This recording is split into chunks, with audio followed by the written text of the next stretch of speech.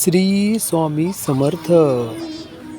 बाळा, ह्या चॅनलला आज तू सबस्क्राईब करून घे, कारण ह्या चॅनलवर येणारा ऑनलाईन संदेश हा तुझ्यासाठी खूप फायदेशीर आहे. येणाऱ्या काही तासामध्ये तुझ्याकडे आनंदाची बातमी येणार आहे.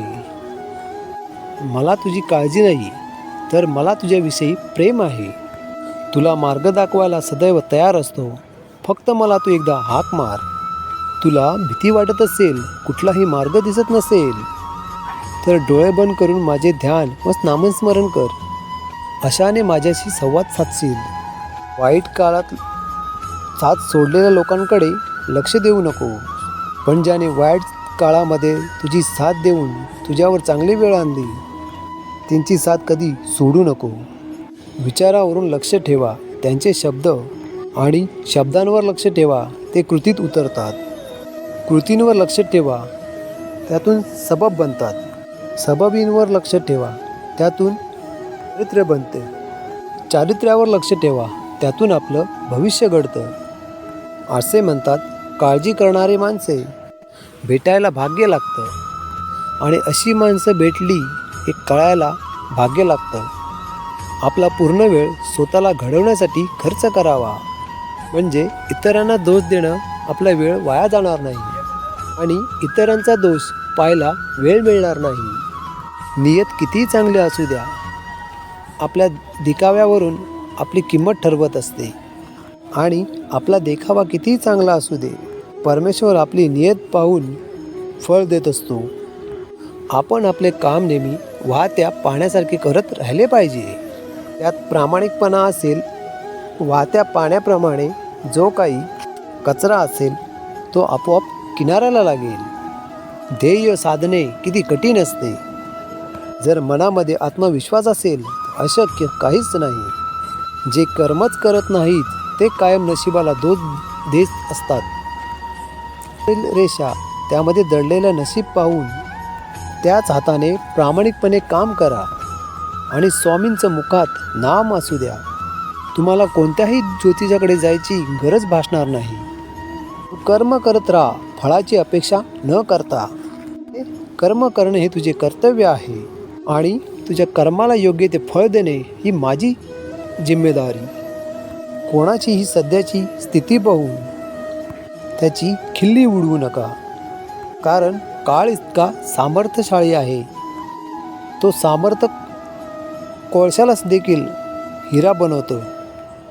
कधीच कोणाच्या डोळ्यात पाणी येऊ देऊ नका. भले हसवता नाही आले तरी अश्रूंचे कारण बनू नका. जीवनात वाईट वेळ आली, वेळीसुद्धा तुम्हाला अनपेक्षित संकट देते.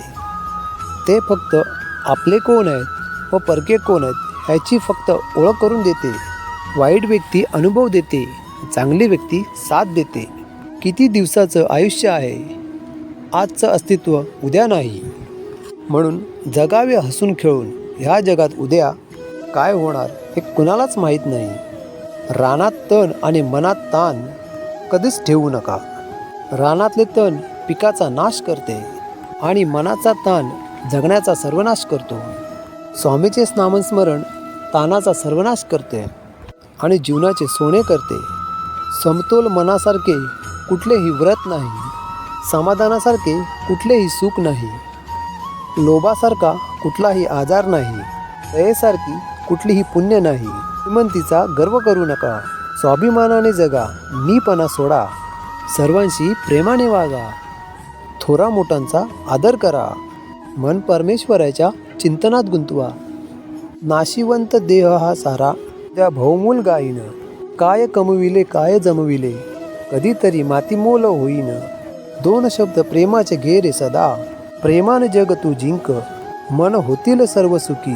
सुखासाठी कोणाकडे हात पसरू नका. उगाच वेळ वाया जाईल, त्यापेक्षा दुखाशी दोन हात करा. चांगली वेळ नक्की येईल. माझा हा निवांत क्षण नसून तुझ्या कर्मावर मी नजर ठेवून आहे. वर्तमानात असताना नामात राहा. तू स्वतः निष्वंतचा रोप लाव. कोणाच्या आशेवर मदतीवर अवलंबून राहू नका, कारण रोपावर येणाऱ्या फळांवर तुझाच अधिकार आहे.